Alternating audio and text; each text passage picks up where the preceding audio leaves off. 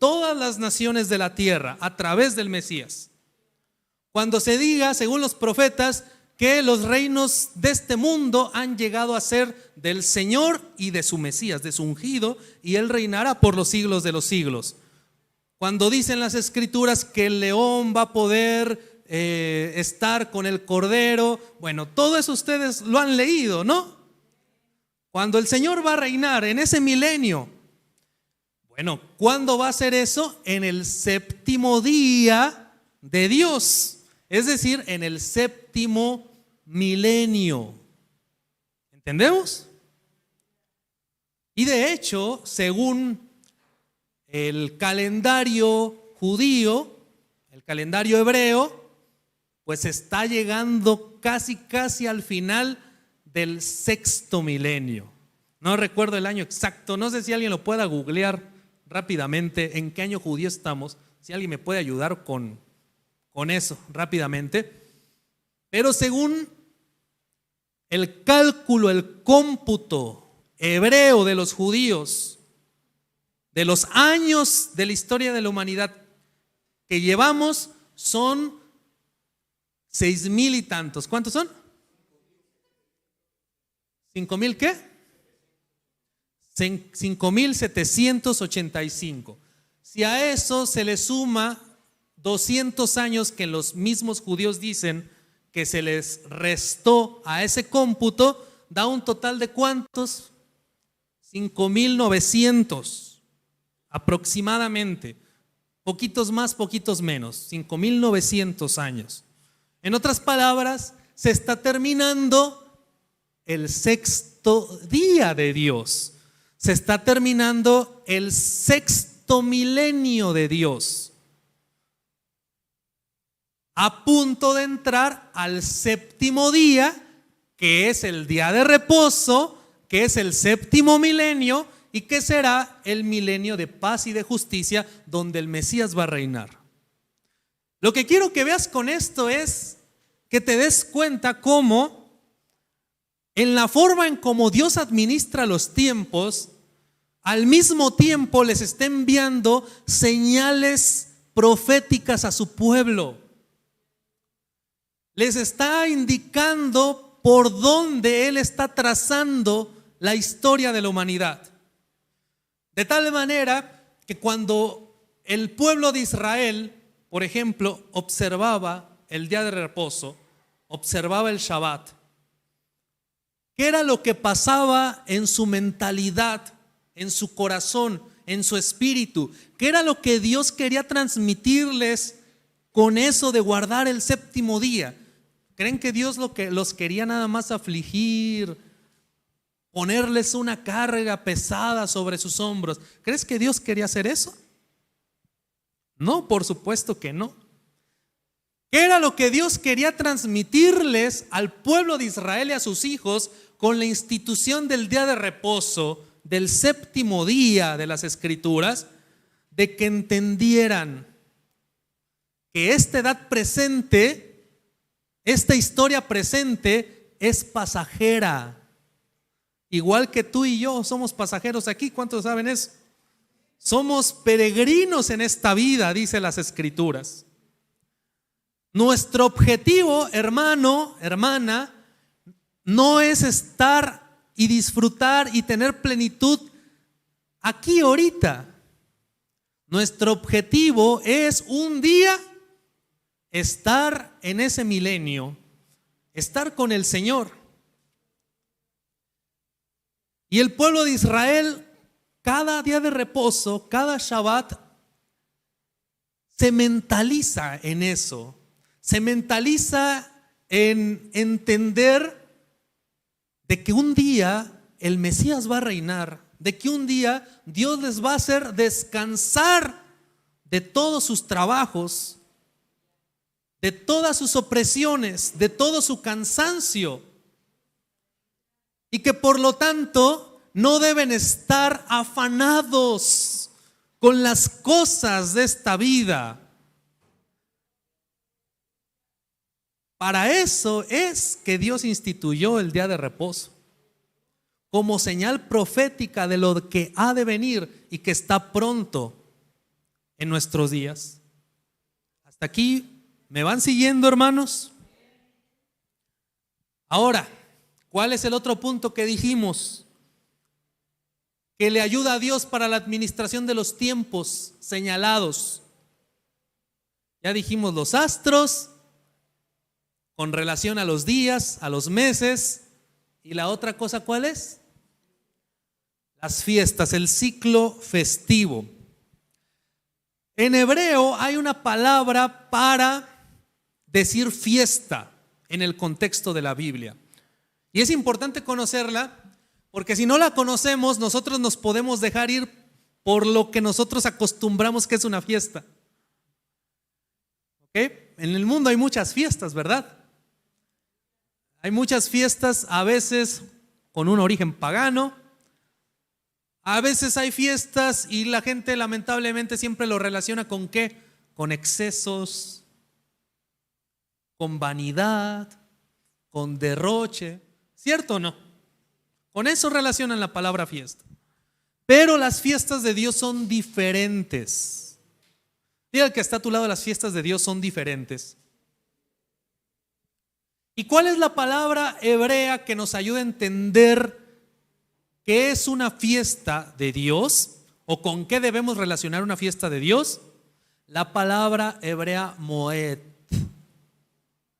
o moedim en plural. Moed en singular o moedim en plural. ¿Y qué cosa significa moedim? Digan conmigo moedim. Moedim. Un moed o un moedim son citas proféticas. ¿Ok? Ocasiones señaladas. Vamos a relacionarlo con esas dos ideas.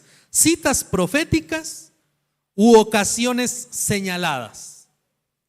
Y aquí entendemos algo. Cuando tú tienes una cita, por ejemplo, con tu doctor o con tu abogado, ¿para qué tienes una cita con tu doctor o con tu abogado? Nada más para pasarla.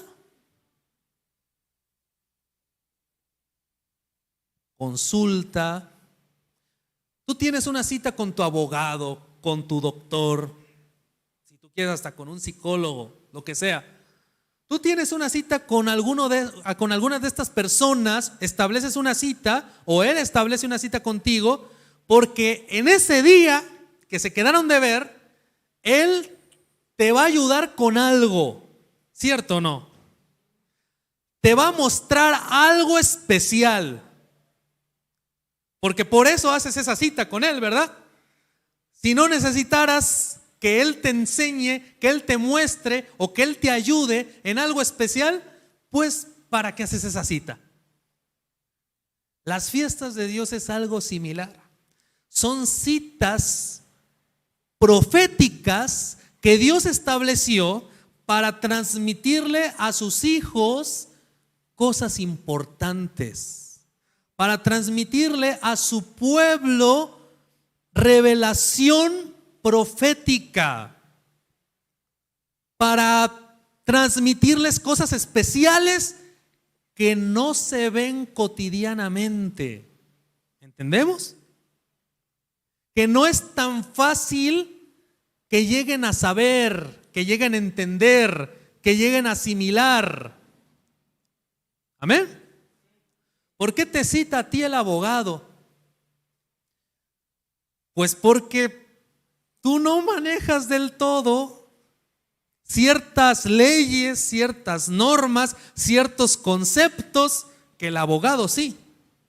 Y el abogado en esa cita que estableció contigo, todo eso que él sabe de manera mucho más prodigiosa, te lo va a transmitir a ti de una manera que tú lo puedas entender. ¿Estamos entendiendo? Igualmente un médico. Imagínate, tú tienes una cita con un médico especialista. Si el médico, créeme, que no va a usar un lenguaje técnico para transmitirte a ti lo que tú tienes que saber. El médico especialista va a encontrar las palabras adecuadas, los ejemplos adecuados para transmitirte a ti eso que tú necesitas saber para que tu salud esté mejor. Algo parecido son las fiestas del Señor. Dios, en esas citas proféticas que hace con su pueblo, le transmite a las personas, a los creyentes, realidades espirituales, riqueza espiritual, de tal manera que su pueblo sea bendecido, de tal manera que su pueblo lo pueda asimilar. Y por eso es que en las festividades se usan símbolos, ejemplos, porque Dios, que es bueno, sabe que quizás nuestro entendimiento es limitado, pero en su infinita misericordia, todo ese panorama amplio que Dios tiene, porque Dios, ¿cuántos saben que es infinitamente poderoso? Dios todo lo sabe, es omnisciente, omnipotente, pero nosotros somos seres limitados. Y en esas citas proféticas, Dios, eso tan grande de Él, te lo baja a un nivel que tú puedas entender, que tú puedas digerir, que tú puedas soportar. ¿Entendemos? Así como un maestro hace a veces con sus alumnos. Cuando un maestro de niños chiquitos les está enseñando a contar, ¿qué es lo que hace ese maestro para enseñar a los niños a contar? Les empieza a decir, bueno, un número es una categoría abstracta de unidad. ¿Les dice eso? No, ¿qué es lo que hace? Agarra un abaco. ¿Saben qué es un abaco? Era un material, no sé si lo siguen usando, como un cuadrito con fichitas, bolitas, de tal manera que el maestro le empieza a decir a los niños desde preescolar, mira, le haces así y es un 2, después le haces otro y es un 3. ¿Entendemos? ¿Qué es lo que está haciendo el maestro? Le está enseñando de manera pedagógica con símbolos, con instrumentos, algo que él sabe que es más complejo, pero que en su nivel del niño no puede entender, y por eso el maestro se lo enseña al nivel del niño, con instrumentos, con símbolos, y es algo que va a ser de bendición para el niño. ¿Va a ser útil para el niño, les pregunto? Por supuesto que sí. Lo mismo pasa con las festividades del Creador. Lo que Él nos transmite de manera pedagógica, con símbolos, con ejemplos, va a ser de beneficio para nosotros. Amén. ¿Cuántos quisieran ser bendecidos por esas festividades de Dios? Bien, entonces Moedim, recuerden, hay que relacionarlo con cita profética. Moedim es de donde se ha traducido generalmente la palabra fiestas de Dios en la Biblia. Hay que relacionarlo con citas proféticas o con ocasiones señaladas. ¿Y dónde están esas fiestas? ¿Dónde está ese ciclo festivo en las Escrituras? Bueno, a lo largo de toda la Escritura se hablan en varios pasajes de las fiestas, pero el pasaje fundamental donde tú puedes estudiar con detenimiento todo este ciclo festivo que estableció Dios está en Levítico 23. Acompáñenme rápidamente.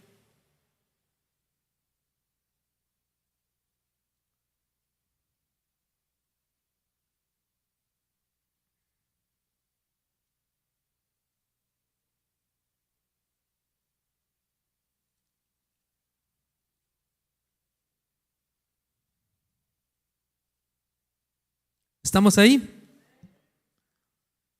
Levítico capítulo 23 dice: habló el Señor a Moisés diciendo, habla a los hijos de Israel y diles, las fiestas solemnes, ¿cómo dice en hebreo?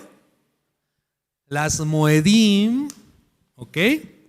Las fiestas solemnes del Señor, las cuales proclamaréis como santas convocaciones, serán estas.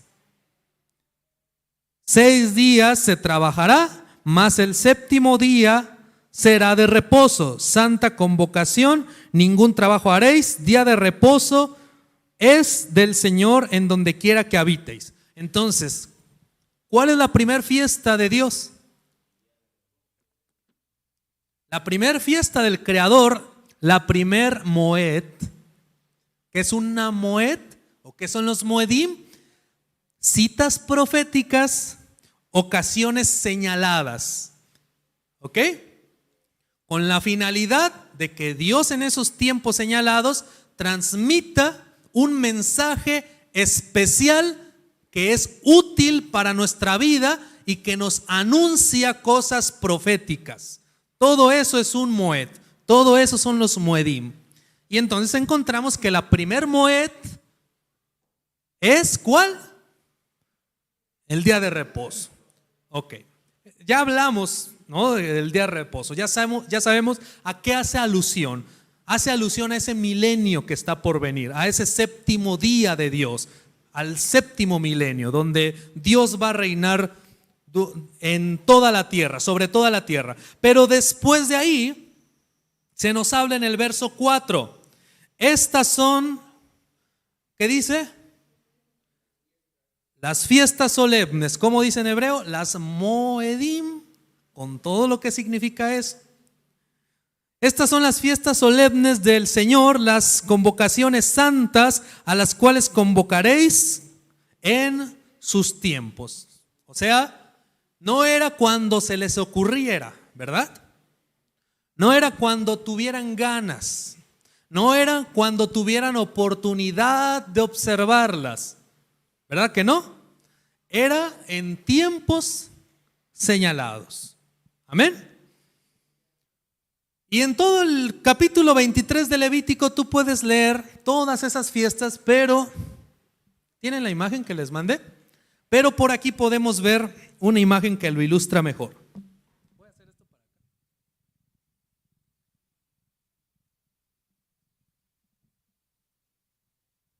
En las Escrituras, el ciclo festivo se divide en 2 temporadas. Es el mismo ciclo festivo que está en Levítico 23, pero se divide en 2 temporadas. Las fiestas de primavera y las fiestas ¿de qué? De otoño. ¿Por qué se les llama así? Por obvias razones, ¿verdad? Porque las primeras se dan en la temporada de la ¿qué? De la primavera, y las segundas se dan en la temporada del ¿qué? Del otoño. ¿Cuáles son las festividades que se dan en la temporada de la primavera? Lo tenemos aquí. Pascua o Pesaj, panes sin levadura, en hebreo se dice Hat Hamatzot, panes sin levadura, primicias, Bikurim se dice en hebreo, y Pentecostés, Shavuot se dice en hebreo. ¿Ok? Pudiera dar un tema completo de cada una de ellas, pero ese no es el objetivo de este estudio. En este estudio solamente quiero presentarles un panorama general de estas festividades. Después hay un periodo intermedio, si tú te fijas, donde no hay festividades. ¿Ok? Y de hecho lo podemos saber simplemente infiriéndolo, ¿no? ¿Qué está entre la primavera y el otoño? El verano, ¿verdad? En ese periodo intermedio no hay ninguna fiesta hasta que llega el otoño. Empezando por Día de las Trompetas, o Yom Teruah, aquí sí lo pusieron en hebreo.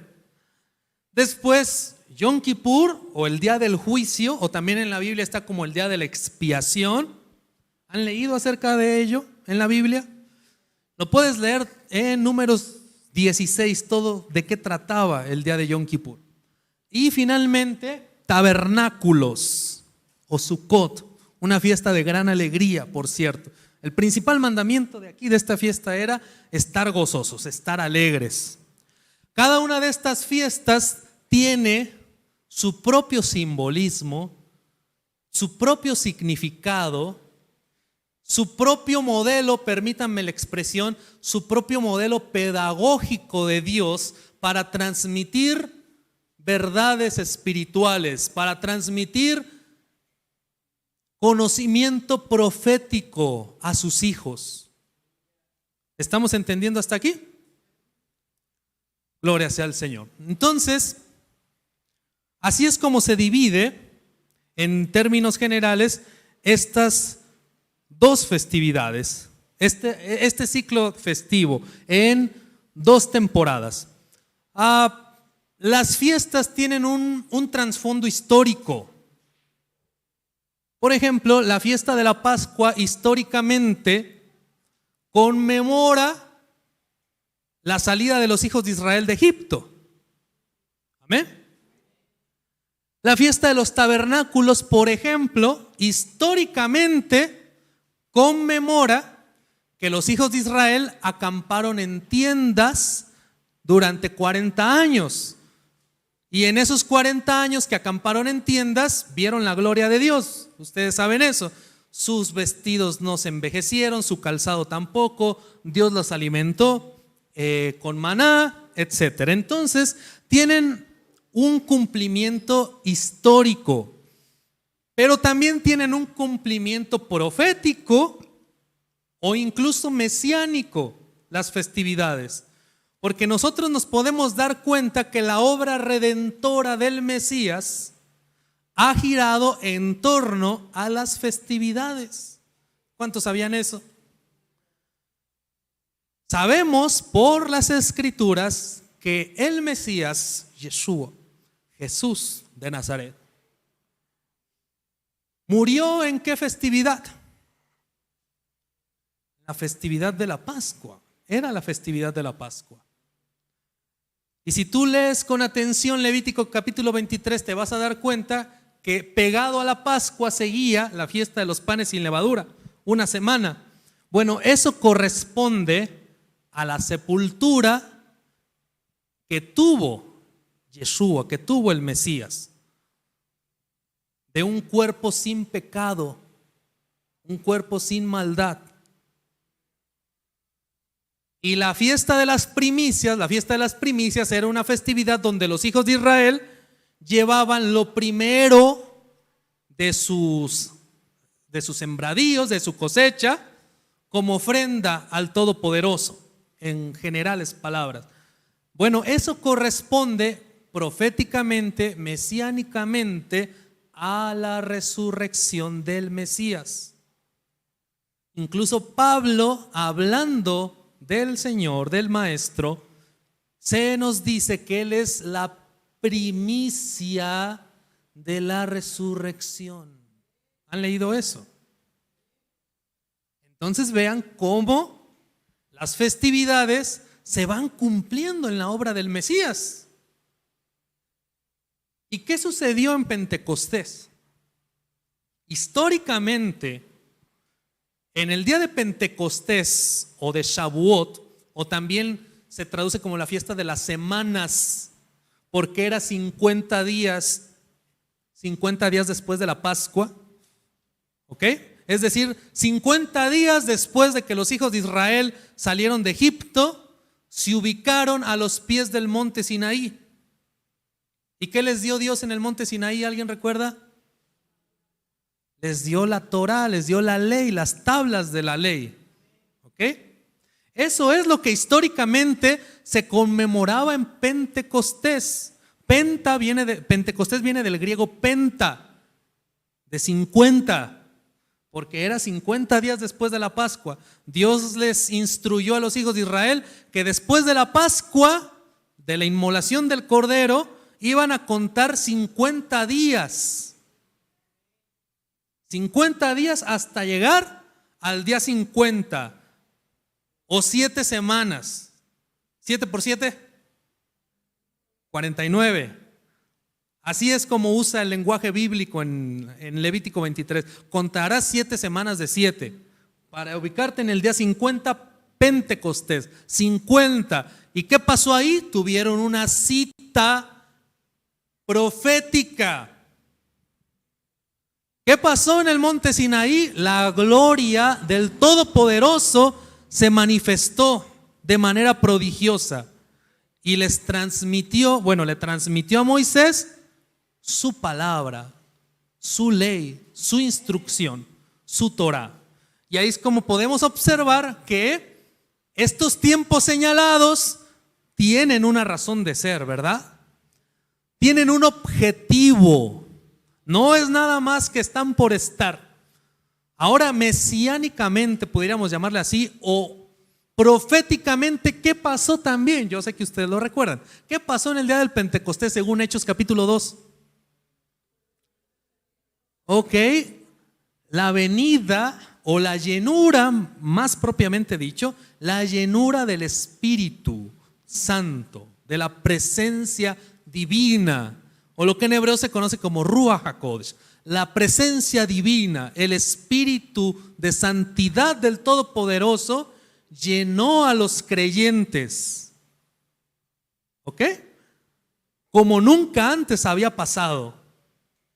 Lo que muchos a veces no toman en cuenta es que los que estaban ahí en el aposento alto, sobre los cuales llegó esa investidura de lo alto, estaban observando la fiesta de Pentecostés.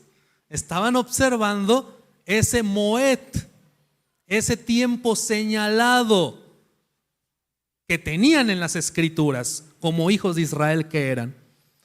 Entonces estamos entendiendo, hasta aquí me están siguiendo, hermano, cómo el plan de Dios, el plan profético de Dios, el plan de la redención de Dios gira en torno a las festividades.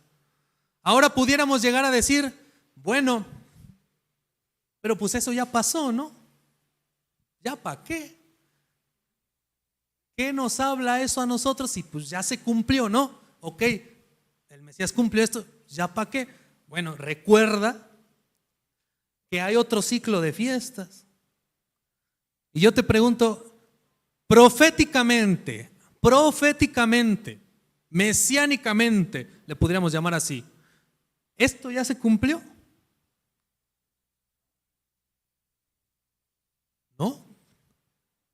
No, todavía no. Proféticamente no. Quizás históricamente sí.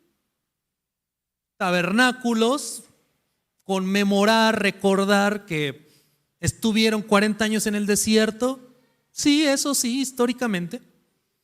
Pero proféticamente lo que anuncia con respecto a lo que está por venir, eso todavía no se cumple. Algunos aluden, algunos estudiosos, sabios de las Escrituras, comentan que muy probablemente en Yom Teruah o el Día de las Trompetas, muy probablemente pueda ser la venida del Mesías y la reunión de los creyentes. Si tú te fijas en el lenguaje que usa Pablo en Tesalonicenses, en Corintios, generalmente siempre con qué se relaciona la venida del Mesías y la reunión de los creyentes. ¿Con qué se relaciona? Con el toque de una trompeta. Amén. Según estos estudios, estos análisis de los sabios, después el día de Yom Kippur, que era cuando sacrificaban o inmolaban un macho cabrío para expiar los pecados, pero al mismo tiempo también en ese momento, eso lo puedes leer en Números 16, en ese momento también Dios hacía juicio con el pueblo, establecía si los iba a perdonar o no los iba a perdonar en el día de Yom Kippur, en el día de la expiación o el día del perdón, también lo traducen las Biblias. Era un día de mucha reverencia, de mucho temor, de mucha expectación. Cuando el pueblo de Israel sabía que el sumo sacerdote estaba haciendo el ritual de Yom Kippur, el ritual del día de la expiación, el pueblo estaba en ayuno, estaba en cilicio, clamando misericordia al Todopoderoso, porque sabían que ese día Dios decretaba muchas cosas para el pueblo. Proféticamente, ¿qué nos dice esa fiesta? Que va a llegar un día también donde Dios va a ¿qué? Donde Dios va a juzgar al mundo entero. El libro de Apocalipsis nos habla del juicio ante el gran trono blanco. ¿Han leído hablar de ello? Ahí es cuando se va a cumplir proféticamente esta festividad. Cuando en los últimos tiempos Dios ejecute ese juicio sobre Israel y sobre las naciones del mundo. Pero después nos habla la Biblia, las Escrituras, que va a venir un tiempo de esplendor, un tiempo de regocijo, donde Dios enjuagará las lágrimas de todos. ¿Han leído hablar de esas promesas tan grandes? Y se nos habla, Juan usa este vocabulario en el libro de Apocalipsis, cuando ve descender la nueva Jerusalén, con la Jerusalén terrenal. Cuando ve descender la nueva Jerusalén, ¿sabes cómo dice Juan? Dice, he aquí el tabernáculo de Dios con los hombres. Y Él estará con ellos como su Dios y ellos serán su pueblo.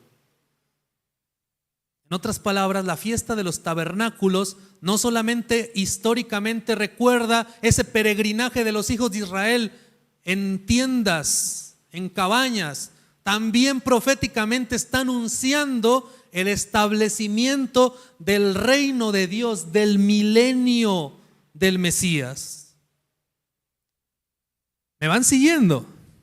¿Cuántos conocían acerca de esto, hermanos? Quiero preguntarles. En otras palabras, Yeshua el Mesías, Jesús, el Maestro, cumplió en su primera venida las fiestas de primavera y en su segunda venida va a cumplir las fiestas ¿de qué? De otoño. Ahora, hermanos, vamos a retomar de nuevo. ¿Para qué sirve todo esto? Esto es un calendario de Dios. Es un calendario profético de Dios, permítanme esa expresión. Si yo les preguntara para qué sirve un calendario común, normal, ¿qué me dirían? ¿Para qué sirve un calendario común como el que tú y yo tenemos en nuestra casa?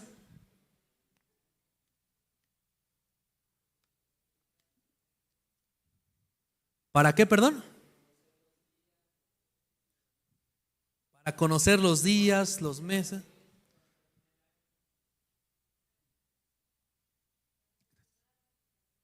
Para gestionar nuestras actividades, organizarnos, ¿verdad? ¿Qué más? Miren, yo hice un listado de todo para lo que nos sirve un calendario, para agendarnos, que es lo que decía la hermana, para gestionarnos, para ubicarnos, también muy importante, para disciplinarnos. Si tú quieres tener tus actividades organizadas y disciplinarte bien, necesitas un calendario. Este día voy a hacer esto, este otro, este día toca esto, este día toca aquello. También un calendario sirve para prepararnos. Y también muy importante para identificarnos. Por ejemplo, en estos días ya estamos en el famoso mes de la patria, ¿cierto o no? Y fíjense cómo funciona nuestra mente. ¿Cómo sabemos que ya estamos en el mes de la patria? Cuando va terminando agosto y va empezando septiembre, ¿qué empezamos a ver en el centro histórico?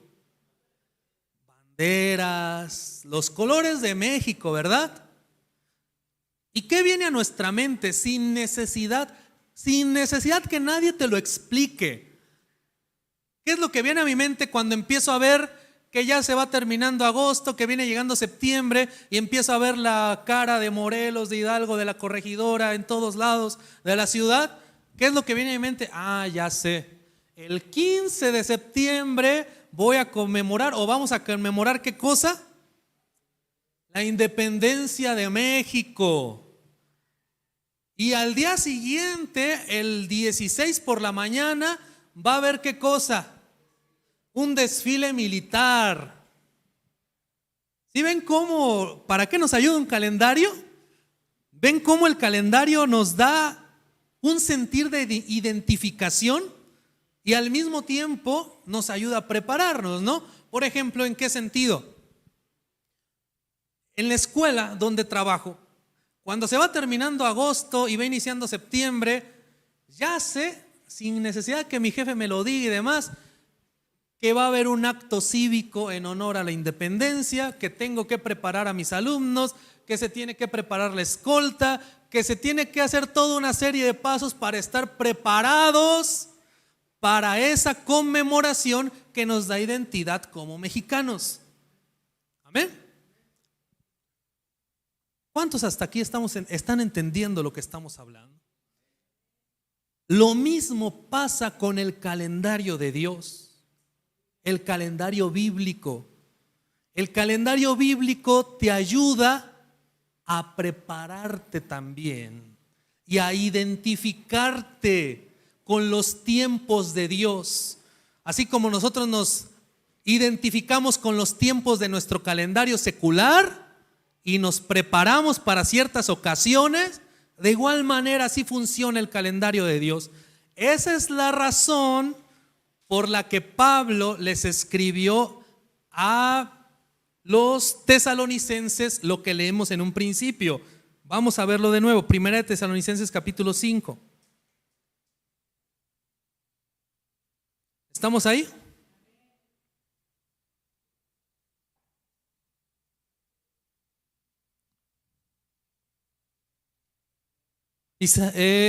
Primera de Tesalonicenses 5, ¿estamos ahí?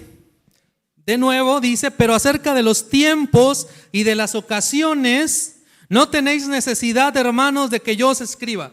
¿Por qué? Porque todo esto los tesalonicenses lo dominaban. Todo eso lo dominaban. Pero quiero que pongan atención en lo que dice el verso 2. Porque vosotros sabéis perfectamente que el día del Señor vendrá, así como ¿qué? Como ladrón en la noche, que cuando digan paz y seguridad, entonces vendrá sobre ellos destrucción repentina como los dolores a la mujer encinta y no escaparán. Verso 4, mas vosotros, hermanos, ¿qué dice? No estáis en tinieblas para que aquel día os sorprenda como ladrón. ¿Qué está diciendo aquí Pablo? Tú no tienes que identificarte como que el Señor va a venir como ladrón en la noche por ti. Tú no. Porque a veces he escuchado hermanos que se identifican con eso. No, hermano, es que el Señor nos va a venir como ladrón en la noche. No, hermanos, tú no tienes que identificarte que el Mesías te vaya a venir a ti como ladrón en la noche. Porque Pablo está diciendo todo lo contrario. Pablo está diciendo, vosotros no estáis en tinieblas para que el Señor los sorprenda como ladrón en la noche. En otras palabras, los creyentes no tienen que estar en tinieblas en el sentido de que los creyentes tienen que estar familiarizados con todo esto, con los tiempos señalados, con las citas proféticas de Dios.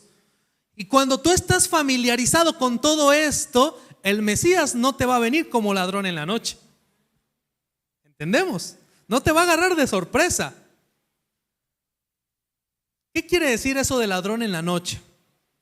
Esta festividad, el Día de las Trompetas, se celebraba y se celebra el primer día del séptimo mes o del mes de Tishri. Séptimo mes, en la Biblia es el séptimo mes. Amén. El primer día del séptimo mes. A ver si están poniendo atención. ¿Cuándo era el primer día del séptimo mes? ¿Qué marcaba el inicio del mes? La luna nueva. La luna nueva marcaba el inicio de los meses. Ok. ¿Cómo sabían en la antigüedad los hijos de Israel cuando iba a haber luna nueva? Hoy en día es muy fácil porque ya tenemos mucha tecnología. Tú puedes ver en tu calendario, en internet, y te van a decir cuándo son las lunas nuevas de aquí a no sé cuántos años, porque la ciencia, la tecnología ha avanzado mucho, pero en aquel entonces no tenían tanta tecnología. ¿Cómo sabían entonces cuándo iba a llegar el séptimo mes o los meses nuevos? Claro, cada mes tiene 30 días. ¿Estamos de acuerdo con eso? Entonces, contaban 30 días, pero de todos modos ellos sabían que aunque contaran 30 días, tenían que estar expectativos, tenían que estar vigilantes de la señal de la luna, ¿qué? De la luna nueva, ¿ok? Cuando ya iba terminando el 6º mes, ellos sabían que tenían que estar preparados para que en cuanto llegara la luna nueva del 7º mes, se proclamara el día de las trompetas, como marcaba la Escritura, como marca la Escritura en Levítico capítulo 23. ¿Y qué es lo que hacían? Bueno, en el templo de Jerusalén, los levitas enviaban a 2 testigos a que subieran a la cima del templo de Jerusalén. Y estos 2 testigos tenían la encomienda, la tarea de estar vigilando constantemente cuando se viera la señal de la luna nueva, para que tocaran el shofar, y entonces todo Jerusalén empezaba a tocar el shofar, y después todo Israel sabía que ya era la fiesta de las trompetas. Entonces, ¿qué era lo que tenían que estar haciendo? Vigilando, expectantes. Podían estar vigilando 1 día, 2 días, quizás 3 días. Por supuesto, entre los 2, pues se turnaban, ¿no? Oye, pues duérmete 1 horita y después me toca a mí. Pero el punto está que tenían que estar o los 2, o uno o el otro, vigilando. ¿Y qué pasaba? Resulta que había ocasiones en las que los 2 levitas se quedaban dormidos. Los 2 levitas que enviaban, los 2 testigos que enviaban a la cima del templo para vigilar, se quedaban dormidos, como a veces nos quedamos en la congregación. Se quedaban dormidos. ¿Y saben qué hacían cuando notaban que pues bueno, pues estos como que no se mueven, como que algo está raro? El sumo sacerdote, lo que en hebreo se llama Cohen Gadol. ¿Han escuchado hablar del sumo sacerdote? El único que podía entrar al lugar santísimo cuando el templo estaba en pie. El sumo sacerdote subía a la cima del templo y los encontraba ahí todos dormiditos, con sus cobijitas, y los despertaba súbitamente. No, que vigilaras.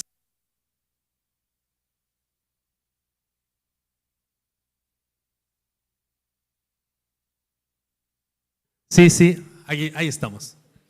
Te mandamos a que estuvieras cuidando la señal de la luna nueva. A los 2 los mandamos y se nos quedan dormidos. ¿Cómo les llegó? Como ladrón en la noche. Ese era un hebraísmo. Era una forma coloquial de hablar de los judíos. Les llegó como ladrón en la noche, se quedaron dormidos. Hicieron lo que no debían de hacer. Eso deberían estar expectantes, vigilando, porque saben que los tiempos señalados se están cumpliendo y se quedaron dormidos. Eso es lo que les está diciendo Pablo a los tesalonicenses. Ustedes conocen todo esto, ustedes están relacionados con todo esto. A ustedes el Señor no les va a llegar como ladrón en la noche. Ustedes no están en tinieblas. Ustedes tienen la luz de la palabra. Ustedes tienen la guía de los Moedim. Ustedes tienen la guía de los tiempos de Dios, del calendario de Dios. Amén. Y eso es una cosa gloriosa. Es una cosa maravillosa. El hecho de poder estar preparados para que la venida del Mesías no nos sorprenda. Amén. No nos tome por sorpresa, sea cual sea que vaya a venir. Si viene en esta fiesta de las trompetas, qué bueno. Estamos próximos, por cierto, estamos a 3 semanas de la fiesta de las trompetas. Y si viene en 5 años en otra fiesta de las trompetas, bueno, está bien. Y si viene en 20 años, yo no estoy diciendo aquí cuándo va a llegar, quiero hacer la aclaración. Simplemente estoy transmitiendo lo que decía Pablo, que los creyentes deben de estar relacionados con la manera en cómo Dios administra sus tiempos para estar expectantes, para estar vigilantes y así poder prepararse y poder estar identificados con la manera en cómo Dios administra sus tiempos. Amén. Bendito sea su nombre. Hay una última escritura que quisiera compartir y ya con esto termino. Vamos a Colosenses capítulo 2, verso 6.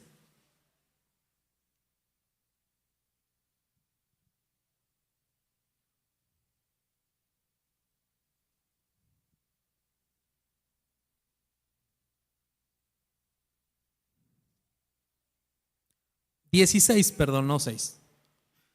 Colosenses 2:16. ¿Estamos ahí?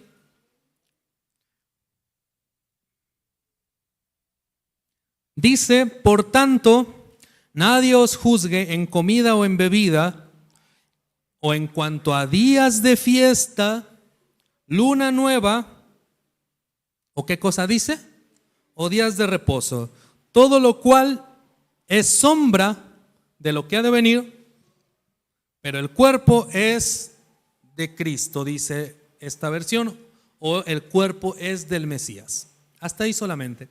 Esta escritura hasta el día de hoy es muy debatida, muy debatida. Está la postura de los que piensan que eso es algo prohibitivo, lo que está hablando ahí Pablo, o está la postura de los que piensan que es algo permitivo. O se los voy a explicar de otra manera. Está los que piensan que Pablo está diciendo, no. Todo eso de las fiestas, del día de reposo, de la luna nueva, todo eso, déjense de verlo. Nadie tiene por qué venir a decirles que, oye, que mira, que aprende acerca de esto. Aquí hay cosas de bendición que pueden ser de edificación. No dejes que nadie te llegue a juzgar por esas cosas, a señalar por esas cosas. Está quienes creen así. Y hay otra postura que dice todo lo contrario. ¿Qué es todo lo contrario? La postura interpretativa de que Pablo lo que le está diciendo ahí a los colosenses es como los colosenses empezaban a observar, habían salido del paganismo, de los ídolos, y ahora se empezaban a relacionar con los tiempos de Dios, con las ocasiones de Dios, con los moedim de Dios. Pues empezaba a haber gente que los criticaba por hacer eso. Los colosenses habían comprendido que había bendición, había provisión de Dios, había una gran luz en la manera en cómo Dios administra los tiempos a través de los días, de las lunas nuevas, de los días de reposo y de las fiestas, de tal manera que empezaban a dejar su paganismo y a identificarse más con esas formas en cómo Dios administra el tiempo. Y por lo tanto los empezaban ¿a qué cosa? A juzgar, a señalar, a decirles, oye, pues tú no eres judío. ¿Para qué estudias eso? Oye, eso no es de nuestra cultura. Eso aquí no va. Eso déjalo para los hebreos. Y Pablo dice, no dejen que los juzguen de esa manera. Porque todo esto, ¿qué cosa dice? Verso 17. Todo esto, todo lo cual es, ¿qué cosa? Es sombra profética de lo que ha de venir, pero el cuerpo es del Mesías. Algunas traducciones más apegadas al original griego dice, sino el cuerpo del Mesías. Amén. En otras palabras, está diciendo que todo esto alude a la obra del Mesías, en pocas palabras. Yo estoy más a favor de la segunda interpretación, por supuesto. Y no porque me convenga, no porque cuadre con lo que yo quiero creer o con lo que yo quiero enseñar, sino porque Simplemente la lógica lo dice, el contexto de la escritura lo dice. Fíjate lo que dice en el verso 8. ¿Qué dice el verso 8? Mirad que nadie os engañe por medio de filosofías y huecas sutilezas según las tradiciones de los hombres, conforme a los rudimentos del mundo, y no según Cristo, y no según el Mesías. Paréntesis ahí, un momento. Yo te pregunto, ¿todo esto son rudimentos del mundo? ¿Todos esos tiempos señalados son huecas filosofías? Yo no me atrevería a decir eso. Todo eso viene de la Escritura. Por eso es que yo comparto más la segunda postura. Amén. Bueno, hermanos, espero que este estudio haya sido de su bendición, haya sido para su edificación, y que podamos así, a partir de esta reflexión,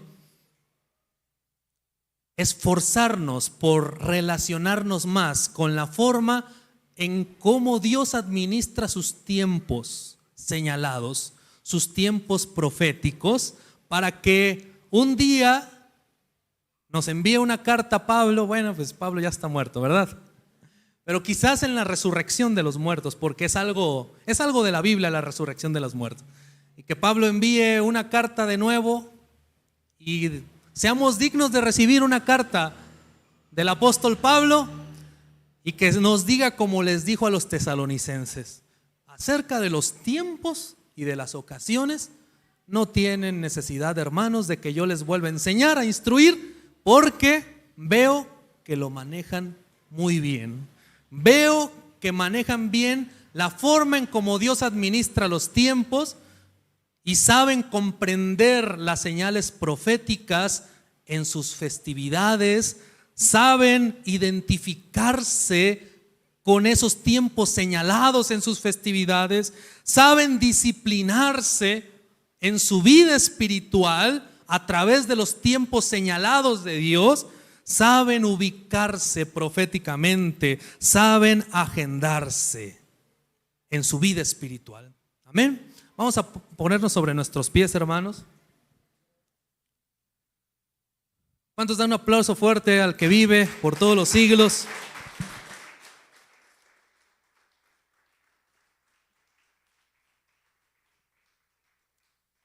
Repito, esto fue una introducción, un panorama general. Cada una de estas festividades tú le puedes sacar un provecho formidable para tu vida, una riqueza espiritual cual no te imaginas de verdad. Te animo, te invito a que te acerques a las fiestas del Señor para bendición tuya y de tu casa. Vamos a orar a Dios. Padre celestial, en este día te damos gracias por esta reunión. Gracias porque nos permitiste congregarnos. Gracias porque nos permitiste estudiar tu palabra. Ahora, Padre, te pido que hagas tú la obra, porque no es la obra del hombre, no es, Padre eterno, la mucha palabrería, no es, Padre eterno, la voluntad del ser humano.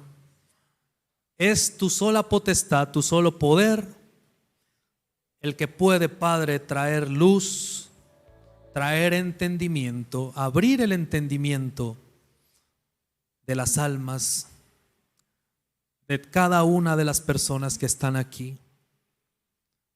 Hoy te pedimos que conforme a tu misericordia, Padre, conforme a tu gracia, oh Dios de Israel, bendigas esta semilla de tu palabra en los corazones, en las mentes, en el hogar de cada una de las personas que recibió esta palabra, Padre.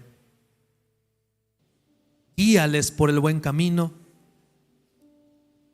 Señor, dirígenos por esa senda antigua para no desviarnos ni a derecha ni a izquierda, Padre.